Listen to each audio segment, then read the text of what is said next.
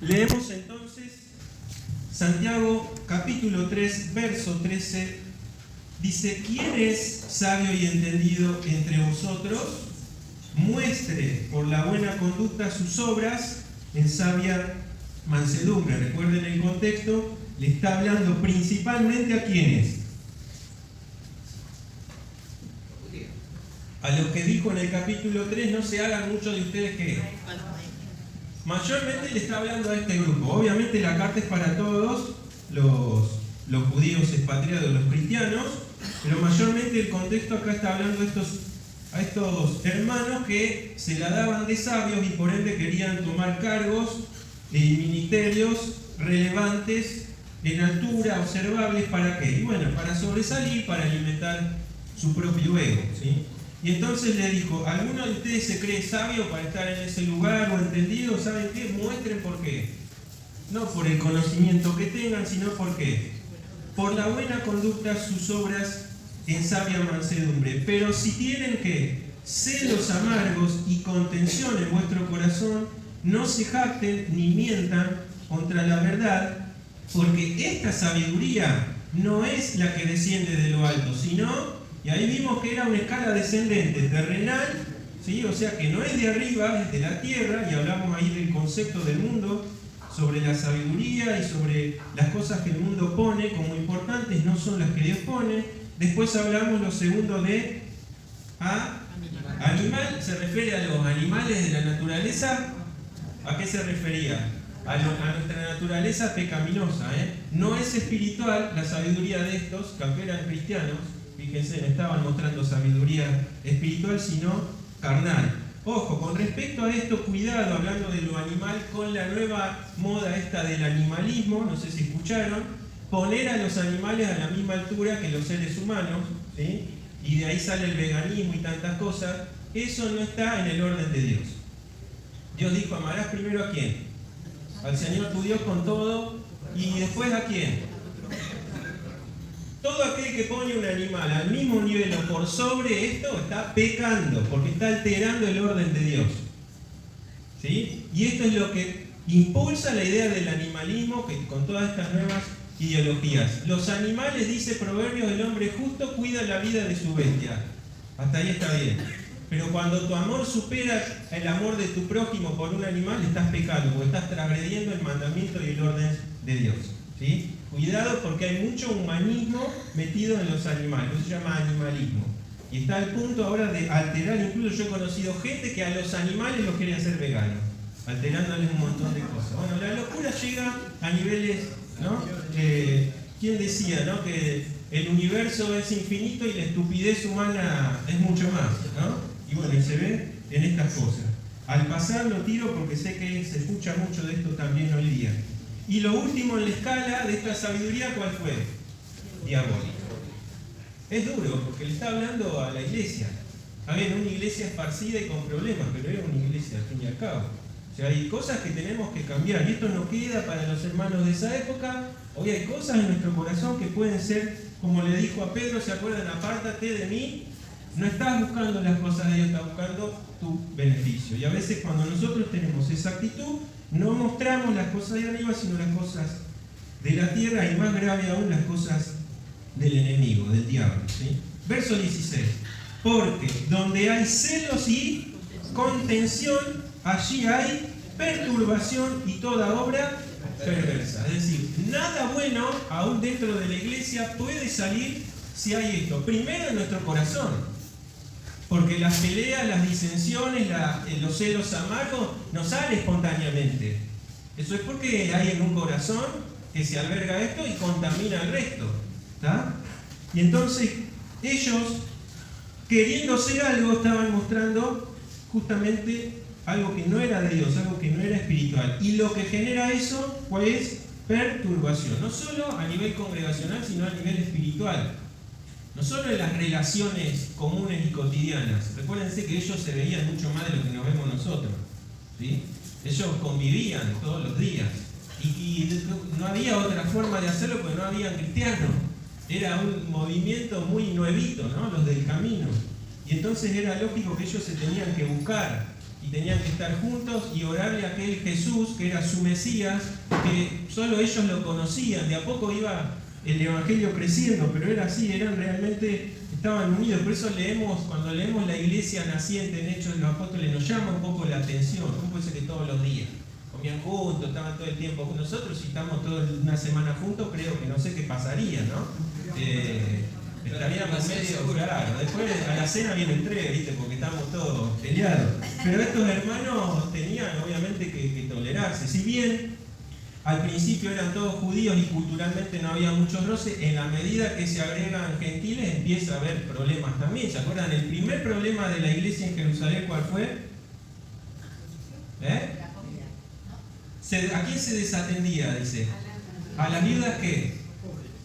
Griegas. O sea, no que eran griegas, naturalmente griegas, sino eran judías, viudas, pero helenistas. O sea, habían venido, ¿se acuerdan?, a la fiesta, ahí se convierten y se quedan. Pero no eran de habla y de todas las costumbres. Eran judías, pero con cultura griega, porque se habían criado en otro lado, ¿sí? Y entonces había una diferencia, había una desatención. Todo esto porque eran problemas culturales, ¿sí? Y empieza a haber problemas. ¿Qué hacen los apóstoles? Bueno, vengan acá. Nosotros no es justo que se nos inquiete por estas cosas, nos tenemos que dedicar a cosas más importantes. Busquen entre ustedes ¿qué? Personas llenas del Espíritu Santo para atenderlas menos. Fíjense las características de estas personas para una simple ojo. No eran los que ponían los platos en la mesa, eran los que distribuían los bienes para el sustento de estas personas.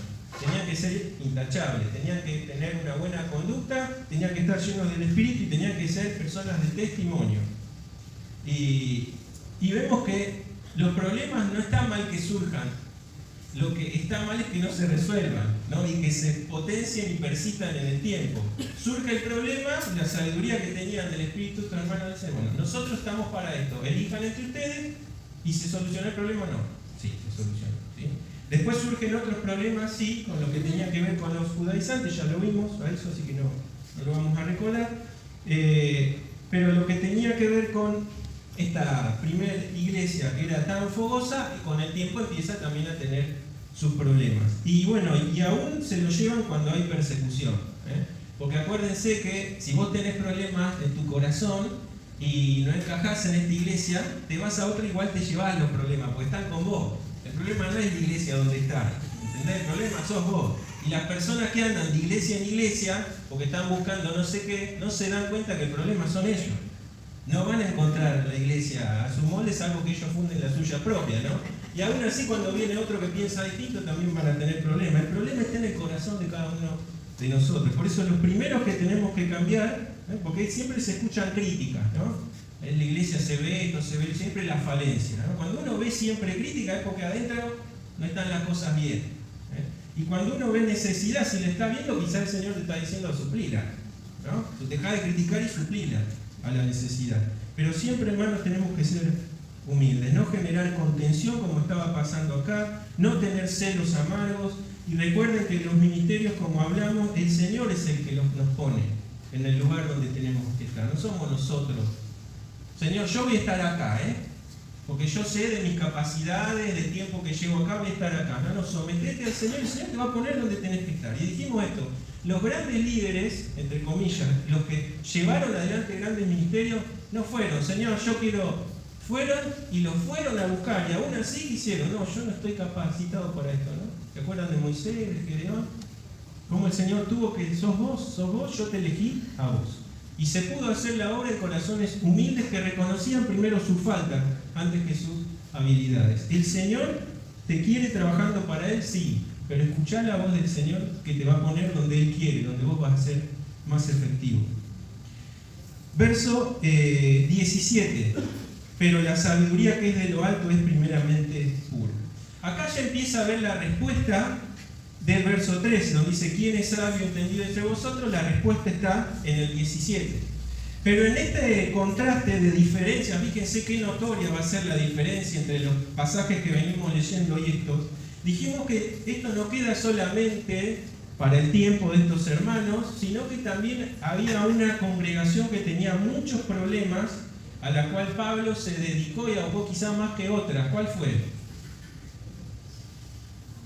Les doy una pista. Fue fundada en el segundo viaje misionero de Pablo, cuando él cruza Europa. La primera, cuando llega a Europa, ¿qué le pasa? ¿Se acuerdan en Filipo? ¿Qué le pasó a él y a Silas? Hay un humo, ustedes no ven el humo que yo veo de los cerebros trabajando. ¿Qué pasó en Filipo? Y les dieron con todo y los metieron presos, ¿sí? ¿Y quiénes se convierten en Filipo? El carcelero, su familia, y antes que él, ¿quién? La vendedora de qué? De púrpura. Lidia y también su casa. Esta Lidia tenía sustento, los alberga a ellos, pero después se convierte en un carcelero, su familia, y así nace la iglesia en Filipo. Se tiene que ir, lo sacan, ¿no? De Filipo. Y va bajando desde el norte hasta el sur, ¿sí? ¿Se acuerdan? Hablamos uno de los miércoles de Tesalónica. Una de las congregaciones más ejemplares que había para la época, recién surgían las iglesias, pero cuando escribe Pablo es muy duro en muchas cartas. Los tesalonicenses del amor no les tiene que hablar, de la fe dice que tampoco, porque daban ejemplo a toda la región. Pero los judíos de Tesalónica eran unos santos. ¿Qué hacen? Alborotan y lo tienen que sacar de noche. Se va a Berea, en Berea también se convierten muchos. Los judíos de Berea eran más nobles, ¿por qué? Porque cotejaban con las escrituras lo que Pablo decía. Se convierten también muchos allí, pero los judíos de Tesalónica se enteran, viajan a Berea, lo sacan también a Pablo. Pablo va a Atenas, ¿sí? En Atenas dice su corazón se enardecía al ver que tanta idolatría, pero también predica allí el evangelio, aunque hay mucha oposición. Su corazón está compungido, o vamos a decirlo así, movilizado, porque dejó a los recién convertidos, se tuvo que ir abruptamente, y entonces manda ¿a quién? A Timoteo a que vaya de nuevo a Tesalónica y que le traiga novedades. Y él de Atenas, ¿a dónde se va? A Corinto. Y ahí vamos a irnos un poquito a Hechos. Ya saben de qué iglesia entonces les voy a hablar. Un poquito, ¿de quién? Muy bien. Nosotros tenemos primera y segunda, pero se sabe que fueron por lo menos 4 cartas las que Pablo escribe, ¿sí?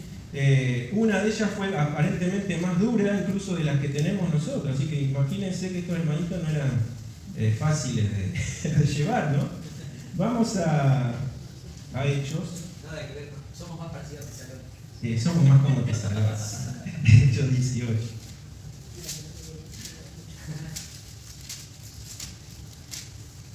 Yo cuando les voy contando la historia, algunos me miran raro. Yo el año pasado les dije como tarea que tenían que leer Hechos. Y se ve que algunos no hicieron la tarea. Lean Hechos de los Apóstoles y lean el Nuevo Testamento de forma cronológica. Se los vuelvo a aconsejar, porque se entienden muchas cosas así. Capítulo 18.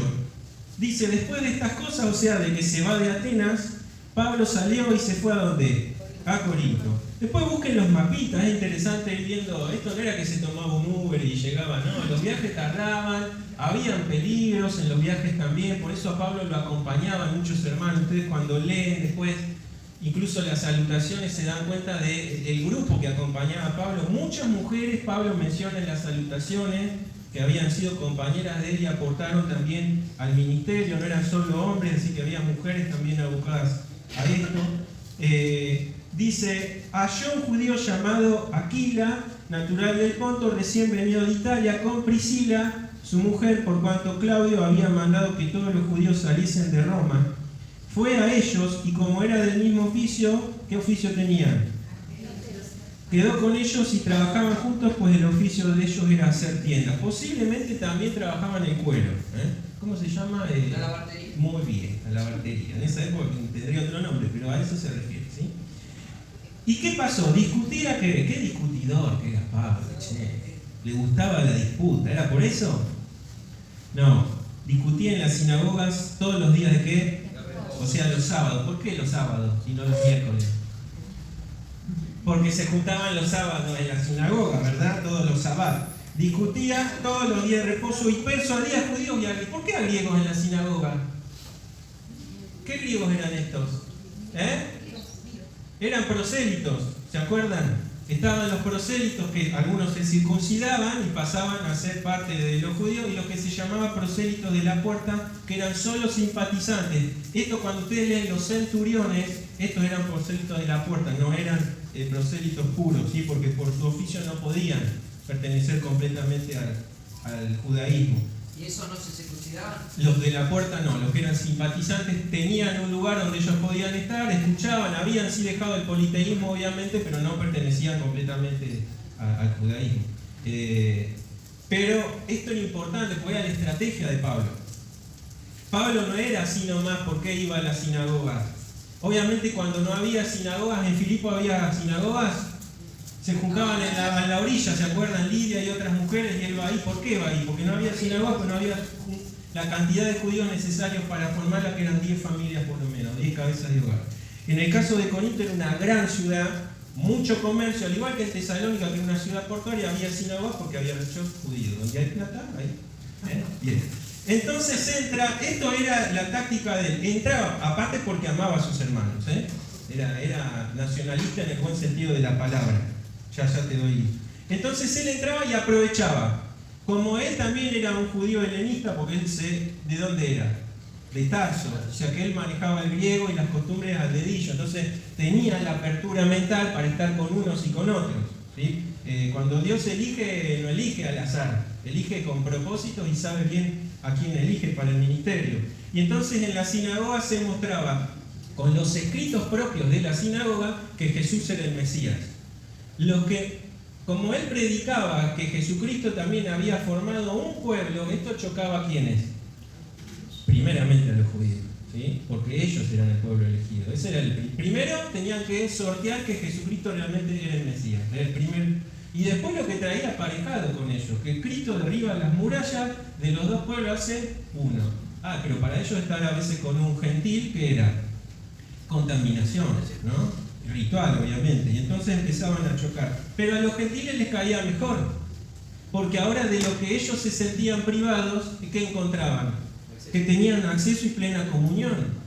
Entonces, lógicamente, fíjense cómo los gentiles también empiezan a copar la congregación, ¿sí? Lo vemos ahora de una parte objetiva, pero entendemos también que hubo en los judíos un corazón abierto al Evangelio.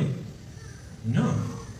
Las persecuciones que tuvo Pablo no fueron tanto de los gentiles, fueron de los mismos judíos. Fíjense, de Tesalónica a Berea, todos fueron los judíos los que contratan gente que eran maliciosas y alborotan la ciudad. ¿Para qué? Dice, estos que trastornan el mundo vinieron acá, saquémoslo. Y la iglesia siempre fue también hostigada por los mismos judíos. Entonces, dice así, y cuando Silas y Timoteo vinieron de Macedonia, acá se reúnen. Acá se reúnen, ¿se acuerdan que los había mandado? A ver, posiblemente a Silas lo mandó a Filipo y a Timoteo a Tesalónica. Dice, Pablo, ¿cómo estaba? Entregado por entero a la predicación de la palabra, testificando a los judíos que Jesús era el Cristo.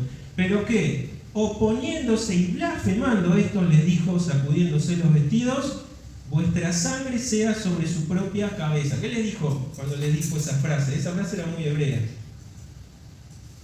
Cuando los judíos crucifican o impelen a que Jesús sea crucificado, ¿qué dijeron? Su sangre sea sobre nosotros y nuestros hijos. Y acá Pablo utiliza, ¿y qué dice? Su sangre sea sobre... ¿Qué les está diciendo Pablo ahí? Según lo que han elegido. Muy bien. Eso le está. Ustedes son responsables de la decisión que están tomando. Como el deber de la atalaya, ¿se acuerdan cuál era? Al pueblo. Tenía que avisar. No importa después si el pueblo le hacía caso o no le hacía caso, pero su rol era avisar. Porque si no dice, su sangre demandaré de ti. Y esta misma idea es lo que dice Pablo acá. Yo cumplí con lo que tenía que hacer. Ahora ustedes son responsables por su decisión. ¿Sí? ¿Y cómo se va? Dice, sacudiéndose los vestidos. Esto también es un modismo hebreo. ¿Se acuerdan cuando Jesús los manda a los discípulos donde los reciban mal? ¿Qué hagan? Sacuden, ¿no? y siguen adelante. ¿Esto significa que Pablo no volvió a entrar a ninguna sinagoga más? No. Siguió entrando. Esto pasó solo en Corinto. De hecho, si van, cuando van al 19, cuando él va a Éfeso, el 19, ¿qué dice? Y entrando en la sinagoga, ¿qué volvió a hacer? Discutía con los judíos, es decir, que era el hábito de Pablo. En la medida de que en las regiones donde se convertían cristianos se formaba una iglesia, él ya no volvía a entrar a la sinagoga. ¿Está? Pero cuando iba a un lugar donde el evangelio no había entrado, lo primero que hacía era entrar en la sinagoga. Hasta que los judíos en ninguna lo aceptaron, lo sacaron y se formaban iglesias con los convertidos, entonces esa iglesia ya era la que crecía en número. Y es importante también conocer esto. ¿Cuándo se juntaban los cristianos? Los primeros días de la semana, o sea, los domingos. ¿Y los judíos? Por eso también podían los que iban a la sinagoga los sábados ir a veces los domingos a las reuniones. Al principio irían ocultamente, porque querían escuchar más. En muchos lados, por ejemplo en Éfeso, cuando él va a las sinagogas, se queda muy poco tiempo y dicen, queremos escuchar más, lo que estás diciendo es algo nuevo. Él dice, no puedo, pero voy a volver, les dice. Cuando vuelven el tercer viaje se queda como 3 años en Éfeso y se convierte en poderoso el evangelio ahí. Pero los nuevos cristianos obviamente necesitaban ¿qué? Instrucción, ¿sí? Entonces el tener días separados también les daba posibilidad a esos judíos que quedaban con dudas ir a la sinagoga el sábado. Y el domingo, como era de noche, se juntaban a la tarde-noche después de trabajar, no venían a la mañana como nosotros, que es un día no laborable, que muchos trabajan. El domingo, o sea, el primer día de la semana, era un día laboral. Se juntaban a la tarde, tenían un ágape, o sea, comían, tomaban, ahí participaban de los símbolos y se compartía la palabra de Dios. Por eso en una de las ocasiones dice Pablo, él retarda su discurso y se cae un jovencito, ¿se acuerdan? Prolongó el discurso, no era porque estuvo de las 9 de la mañana como nosotros, ¿no? Se juntaban tarde. Y entonces él se queda toda esa madrugada porque Pablo cuándo iba a volver. Y no sabemos cuándo vuelve, no se conectaban por Zoom, nada, o sea, esto era así. Y entonces Pablo tenía que dar instrucciones a las iglesias. Seguimos. ¿Puedo decir algo? Sí. Me llamó la atención el versículo de Hechos 19 que decía así, que decía que Pablo discutía, no es que seamos Pablo ni mucho menos, pero digo, cuando a veces tenemos que encarar un tema, siempre con la referencia de ponerlo sobre la palabra de Dios, podemos discutir cosas que vemos capaz que se han desviado, y no es que estamos buscando un conflicto, sino que siempre hay que poner las cosas que se hacen o que no se hacen a la luz de la palabra, ¿no es cierto? Por supuesto. O sea, discusión no es sinónimo de pecado siempre y cuando la discusión sea dentro de mejorar la obra de Dios. Pablo y Bernabé, ¿qué hicieron en el segundo viaje? Acaloradamente discutieron, porque uno quería llevar a Marcos y Pablo que dijo, yo a Marcos no lo llevo, no falló en el primer viaje, no lo quiero llevar. Después vemos que posiblemente Pablo habría sido muy duro y Bernabé daba demasiada oportunidad, pero no importa, porque después el tiempo hace que Marcos sea un siervo útil. Pablo mismo le dice a Timoteo, mandame a Marcos porque me va a ser útil, y tenemos un evangelio de este muchachito, ¿no? Hay caminos, hay tiempos en la obra de Dios. Decíamos también el miércoles que hablamos que está buena las intenciones, pero hay que acomodarse a los tiempos de Dios. Pablo, recién convertido, predicaba, pero la obra que Dios tenía para él fue más de 10 años después, cuando empieza su primer viaje. Se sujetó a la iglesia donde estaba, en donde se congregaba, ¿se acuerdan? ¿En Jerusalén se congregaba Pablo? ¿Con Pedro? ¿En dónde?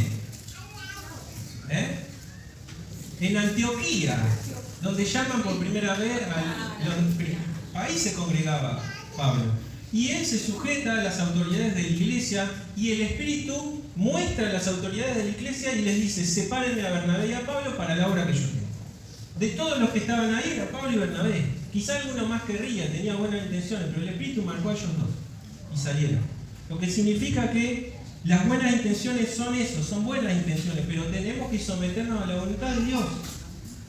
Hay hermanos que quieren cosas, pero cuando la autoridad les dice no, patalean, refunfuñan, y sometete a la autoridad que Dios dio. Porque Dios tiene propósitos y los propósitos de Él son excelentes. Nosotros vemos a corto plazo, Dios ve en eternidad.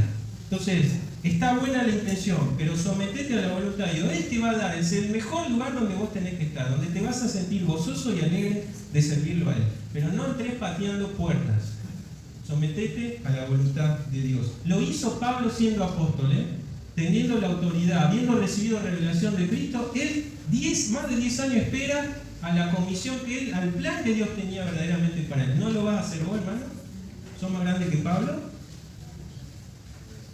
Seguimos. Vos tenías algo. Se fue de contexto. Bueno, perdóname. Pasa que a veces, si pierdo yo el hilo, me voy yo de contexto. Seguimos.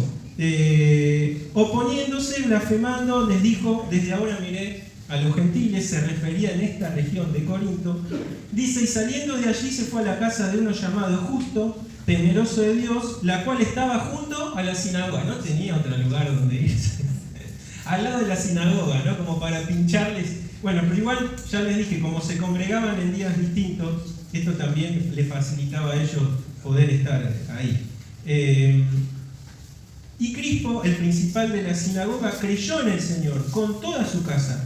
Y muchos de los corintios, oyendo, creían y eran bautizados. Recuérdense, no había cursos de bautismo en esta época. Más adelante sí, siglos 2 y 3, ya hay testimonios de que los catecúmenos 3 años tenían que estar para poder bautizarse. Esto pasa a lo largo de la historia. También saben que por las persecuciones y porque había infiltrados en las iglesias, y entonces no cualquiera tampoco se bautizaba de los que estaba. Tenía que mostrar que había habido un cambio también. Aunque ya les digo, esto se hace más por un tema de precaución que por un mandato de Dios. El mandato es: el que creyera y se bautice será salvo. No porque el bautismo daba salvación, sino porque era una manifestación de lo que había pasado en su corazón. Vemos que esto tampoco garantizaba nada. Simón el mago se bautizó y era convertido. No, ¿sí? Estás en la oscuridad, le dijo Pedro. Le dijo: pidan por mí, ¿se acuerdan? Dijo Pedro: estás en la oscuridad. Pedí para ser perdonado. Es decir, se había bautizado, pero él buscaba otra cosa. O sea que el agüita solo fue agüita. Por eso es que los tiempos van cambiando también. Y la iglesia, ustedes van viendo que no se pueden. A veces se habla mucho de esta iglesia primitiva, pero recuerden que hay épocas de transición en la iglesia. Los principios de Dios son eternos. Las prácticas cambian. Las formas cambian. Por eso no nos podemos apegar a formas o a estructuras de organización, porque esto es acorde al contexto histórico, geográfico, incluso político.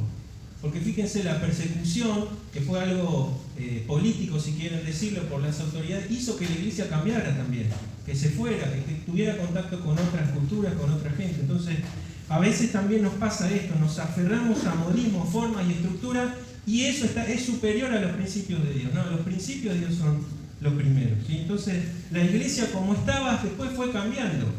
Ya después no podían vender sus posiciones y darlas al necesitado, porque todos después fueron pobres. Eso fue transicional, ¿sí? Muchos quieren el modelo ese y avalan el socialismo con esto, ¿no? Sin embargo, el cristianismo es supremo, porque ellos hacían las cosas por amor, no por obligación. No se les cobraba impuestos ni nada, ellos daban por amor. Pero eso fue transicional en la etapa de la iglesia. ¿Significa que no tenemos que dar? La iglesia dio, ofrendó, Pablo mismo recaudó ofrendas para los hermanos necesitados, pero todos lo hicieron siempre por amor, ¿sí? Dice, ¿dónde me quedé? Bautizados 9. Entonces el Señor dijo a Pablo en visión de noche. ¿Qué le dijo? No temas, sino habla y no calles. Había algo que estaba pasando en el apóstol. Saben que Corinto, a diferencia de Tesalónica y de otros lugares donde él fue, era una acrópolis, era un lugar de dioses encumbrados. Esto es Acrópolis, ciudad alta, y ahí tenían un templo muy famoso que era el de Diana o Afrodita, ¿sí? Comparte con Éfeso también, la misma diosa, y realmente habían cultos bastante obscenos, habían prostitutas que eran llamadas sagradas, y bueno, y te hacían llegar a los dioses de una forma sexual, ¿no? Y recibían también réditos por eso y tantas cosas. Pero todas esas prácticas se sacrificaban también, recuerden, animales a los dioses. Por eso después Pablo tiene que ordenar la iglesia, decirle: cuidado, porque sabemos que un ídolo no es nada, pero hay hermanos de mente débil. O sea, ¿quiénes eran estos? Los judíos primeramente. Para un gentil era comer carne. Y cuando creían en Cristo, un ídolo no era nada, porque Cristo era como el dulce nombre, como escuchamos hoy, era Dios. Pero los judíos, todo lo que tenía que ver y todo lo que sufrieron con la idolatría, si sabían que eso había sido sacrificado a un ídolo y les generaba tropiezo. Entonces Pablo le dice: si tenés libertad igual por tu conocimiento, primero está el amor. Entonces, por tu hermano débil no comas. Yo no comeré carne jamás, dice, para no hacer caer a un hermano débil. Entonces pasaban esas cosas en este lugar. Estaba tolerada a veces la poligamia en algunas. Y entonces también Pablo también tiene que hablar un poco de que había en la iglesia que fornicación. Uno de ellos que salía con la mujer de su padre. No era la madre, era la mujer del padre, ¿sí? Pero dice eso ni entre los gentiles. Y ustedes están tolerando eso dentro de la iglesia, ¿sí? Y Pablo seguramente también viendo todo esto, pero viendo que muchos pasaban también a la fe, que eso estaba generando incluso conflicto, algo pasaba en su corazón. Y entonces Jesús le tiene que hablar acá, ¿y qué le dijo? No tengas miedo, es decir, no te calles, habla, le dijo, habla y no te calles, ¿por qué? Porque yo estoy contigo y ninguno pondrá sobre ti la mano para hacerte mal. ¿Por qué? Porque yo tengo mucho pueblo en esta ciudad. Sí, pero son fornicarios, Señor. Pero mirá lo que creen, todavía tienen culturas de yo tengo mucho pueblo en esta ciudad. Y si bien ahora vamos a hacer un resumen de lo que esta iglesia tenía de problemas, es la iglesia del Señor. Cuidado, hermano, con criticar la iglesia. Errores vamos a tener siempre, los se tuvo desde la fundación de la iglesia hubo errores. Cuidado con criticar, porque es la iglesia del Señor. Antes de criticar, colaborar, sustentar en oración. Cambia tu corazón, porque esto es lo que Dios quiere. Por esto le dijo, tengo pueblo, Pablo, acá, no importa, vos estás viendo errores, estás viendo contienda, seguramente alguno te quiera también echar de ahí. Quédate porque es mi pueblo. A veces me da tristeza cuando escucho críticas, no solo de la forma, de la iglesia, de los que están liderando la congregación. Es triste, hermano, porque es la iglesia del Señor y Él la compró con su sangre. Y entonces dice, ¿cuánto se detiene Pablo ahí? Después de esta visión, que conforta su corazón. ¿Cuánto está? 1 año y 6 meses enseñándoles la palabra del Señor. Me imagino cómo ya les quedó corta la casa de al lado de la sinagoga y entonces empezaron a juntarse en otras casas. Recuerden, los templos como hoy, que nos juntamos muchas personas, hasta fines del siglo II, siglo III, siglo IV. Ya después del decreto de Constantino en el 300 y pico, donde se termina la persecución cristiana, empiezan a congregarse mucho mayormente en templos, ya se desvaría porque empiezan a hermosear esos lugares, empieza el lujo, las órdenes sacerdotales y todo, se mete ya la idolatría también a la iglesia y todo empieza a trastornarse, pero inicialmente 2 siglos por lo menos eran casas. No había lugares físicos porque no podían poner el cartel en la puerta, abrir y vengan los que quieran. No había persecución. ¿Sí? Entonces, por eso es que se congregaban en casa. Cada casa tenía un responsable, que era un anciano, un pastor, aún dentro de la misma región. Pero la iglesia en Corinto eran todas esas casas distribuidas en toda esa región, ¿sí? Con sus pastores. A veces leemos la palabra y se nos hace la idea que la iglesia en Corinto era un solo lugar lleno de hermanos. No. Eran casas distribuidas en muchos lugares seguros de la ciudad donde se juntaban grupitos y habían encargados de esos grupitos, sobrevedores. Esa era la iglesia. Pero cuando Pablo hablaba, ¿qué pasaba? Trataban de buscar alguna de las casas más grandes y se juntarían ahí. Y no era que Pablo hablaba una vez. Pablo iba y hablaba muchas veces las enseñanzas porque a medida que la iglesia crecía tenía que predicar. Por eso también se quedaba mucho tiempo. ¿Sí? En este caso dice ahí 1 año y 6 meses, en realidad fueron como 2 años, porque más adelante en el verso 18 dice, mas Pablo habiéndose detenido aún muchos días allí, ¿sí? Dice, después se despidió de los hermanos y navegó a Siria. Con él que navegan, Priscila y Aquila, habiéndose rapado la cabeza en Cencrea porque tenía hecho voto. Fíjense, Pablo todavía también cumplía algunas cosas judías, esto de raparse la cabeza era porque se guardaba el pelo y después se ponía en el altar.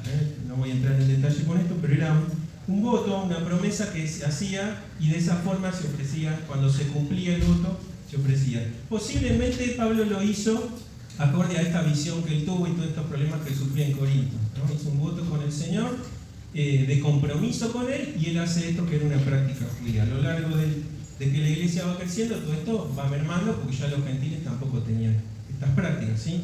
Y entonces se va a Éfeso y ahí vimos que también entraba en las sinagogas y después se vuelve a su lugar, a Jerusalén. Y arriba a Cesarea, dice el 22, subió para saludar a la iglesia O sea, ¿subió a dónde? A Jerusalén. ¿Sí? Que cada vez que diga subió es a Jerusalén, el lugar alto. Saluda a la iglesia en Jerusalén. ¿Y a dónde va? A su iglesia, a Antioquía. Siempre que él hacía los viajes volvía a rendir cuenta a su iglesia, al lugar donde él se congregaba. No hacía las cosas donde él quería hacer, había un orden. Y él, aún siendo apóstol y teniendo autoridad, se sujetaba, hermano. Esto es importante tenerlo en mente. ¿Cuáles eran los problemas de Corinto? Me pasé 5, pero me tomo 5 más. ¿Me lo permiten? Bueno, miren. En las 2 cartas yo hice un resumen acá, para que ustedes vean la iglesia de Cristo, los problemas que tenían, y después le agradezcamos a Dios por nuestra congregación. Divisiones y fanatismo. Unos que decían yo soy, otros de Cefas, y otros los que eran de Cristo eran más santos que los que eran. Bueno, todo esto pasaba acá, en esta congregación. Inmoralidad sexual, ya dijimos, había uno que salía con la mujer del padre, pero aún así toleraban algunas prácticas. Por eso también Pablo ordena después lo que tiene que ver con el matrimonio ahí en Corinto. Habían litigios entre hermanos, obviamente, pero ¿dónde querían ellos solucionar los litigios? Con abogados del mundo. Y Pablo le dice que no tienen personas con sabiduría en la congregación, arreglen los problemas dentro de la congregación. Hermanos, los problemas que tenemos entre nosotros que pueden surgir se arreglan dentro de la congregación. Pero estos estaban haciendo partícipes de lo santo al circunciso, como se dice, a gente del mundo que nada tiene que ver ni conoce y que el evangelio para ellos es locura. Que no saben lo que es la iglesia, que es el cuerpo de Cristo. Entonces Pablo los tiene que exhortar, les dice, si ustedes están entre ustedes peleando, ya es grave que estas peleas surjan. Porque como dice María Marta, a veces los litigios son buenos en la medida que todo con humildad es para mejorar la obra del Señor. Pero acá esto no era nada bueno y Pablo los tiene que exhortar, ¿sí? Habían problemas también en la celebración de la cena del Señor. Tristísimo esto. Se juntaban, eran glotones, los más pudientes se comían, se apuraban, dice, a comer, y ¿qué hacían? Le daban al totín, que si bien tenía menos graduación alcohólica que hoy, ¿se acuerdan cuando Pentecostés desciende el Espíritu Santo, empiezan a hablar en lengua? ¿Qué dicen los de afuera? Están llenos de mosto, ¿sí? Era un vino con menos graduación alcohólica, pero por eso sí están llenos. Chuparon y mirá lo que están haciendo. Ahí se levanta Pedro, ¿sí? Recuérdense que el vino no era una bebida mal vista. De hecho, el mismo Señor Jesús multiplica el vino y un vino de buena calidad. Pero el problema no era tomar vino, sino la embriaguez, ¿no? Y esto estaba pasando ¿Y por qué pasaba esto? Porque traían arraigados las cosas que hacían para los ídolos de la época. Que comían, se embriagaban y después pasaban a actos de fornicación. Y entonces ellos se llevaban esto arraigado y creían que la cena era un culto parecido, como ellos hacían a los ídolos. Y bueno, traigamos esto también acá. ¿Qué dice Pablo? Los que venían, que eran esclavos, muchos eran esclavos o siervos, que llegaban sin nada para compartir. Venían de trabajar, ¿sí? Después de toda la jornada laboral, posiblemente después de las 6 de la tarde, y estos ya se habían juntado, habían comido, no habían dejado nada y encima estaban medio copeteados. Y esto es tan grave porque estaban discriminando a los hermanos de menor condición, ¿sí? Y Pablo les dice que entonces, como había litigio, había sectarismo, que estaban comiendo y bebiendo juicio. Bueno, eso no queda tampoco allá, eso sigue hoy acá, Hermano, si vos estás participando del pan, del vino, y tenés rencor con el hermano del banco del frente, estás comiendo y bebiendo juicio. Lo que sucedió en Corinto, dice, algunos están débiles y otros no estaban dormidos en el banco, se habían muerto por el juicio de Dios. Porque participar, no porque el pan tenga poder o el vino, hermano, no tiene que ver con esto, sino porque vos estás participando de la reunión por excelencia que marca que sos parte del cuerpo de Cristo. Estás participando y recordando que Él te hizo parte como un cuerpo con tu hermano o tu hermana. Si vos participás estando peleando o enojado con tu hermano, sos un hipócrita. Y estás pisoteando la verdadera comunión que Cristo, cuando Cristo ora antes de morir, te pido que sean ¿qué? Uno, como vos y yo somos uno. Por eso es que era grave. Por eso Pablo le dice, examinate antes y participá. No es bíblico venir y no participar, Es bíblico venir y participar, lo que significa que vos para venir acá y participar tenés que solucionar todos tus problemas. ¿Tenés algo con tu hermano? Humillate primero vos, pedí perdón y vení y participá. Porque si vos lo haces y todavía en tu corazón existe esto, de parte de Dios que ve los corazones, hay juicio. Por eso coméis y bebéis juicio. Por eso que la cena del Señor es una reunión hermosa, pero se puede transformar en algo que no nos va a acarrear bendición. Porque estamos pisoteando lo que Cristo logró con su propia sangre, ¿sí? Y entonces esto pasaba, está bien, ¿no? Esto nosotros no nos vamos no comemos acá, no tomamos, las copitas son así, no son así, sino, ¿no? Algunos toman así, viste que ya, no, son así, por algo son así. Pero sí puede pasar esto, hermano, que vengas acá y hagas como que nada pasó y bueno, participo, no, mirá tu corazón, ¿eh? Y perdoná, hermano. Perdoná. Pablo les dice también a ellos, ¿acaso no pueden pasar por alto una ofensa? Tan chispas son, o sea, tan que cualquier cosa que les hacen enseguida, no. La condición y la gloria de un hombre, como dice el proverbio, es pasar por alto las ofensas. O sea, es perdonar, ¿eh? Porque somos uno en Cristo. ¿Qué más pasaba acá? Bueno, problemas con los dones espirituales. ¿Había dones en Corinto? Todos. ¿Pero eso garantiza espiritualidad? No garantiza espiritualidad. Estaban, pero estaban mal usados. ¿Por qué? Porque lo hacían con intenciones oscuras del corazón, con rivalidades, con mostrarse. Pablo los ordena. Y entonces surge el capítulo 13 glorioso, que les dice, yo les muestro un camino más excelente. ¿Cuál era? El amor. Y ahí les dice, Pablo le da la excelencia de todo. Si yo conozco todos los misterios, si yo hablo todos los idiomas aún como los ángeles, pero si no tengo amor, ¿sabes qué? Sos un metal que hace ruido, que aturde, que no sirve para nada, no a los ojos de tu hermano, a los ojos de Dios. Por eso lo primero que tiene que ser es amor. En esto conocerán que son mis discípulos si tuvieran amor los unos por los otros. No si conocen más, no si tienen más activismo, si se aman los unos a los otros. Bueno, había dudas sobre la resurrección, había desconfianza de Pablo, desprestigiaban a Pablo. Esto en la segunda carta de Corintios se ve. Le estaban restando autoridad al apóstol porque había falsos apóstoles que decían que él hacía todo por ganancia propia.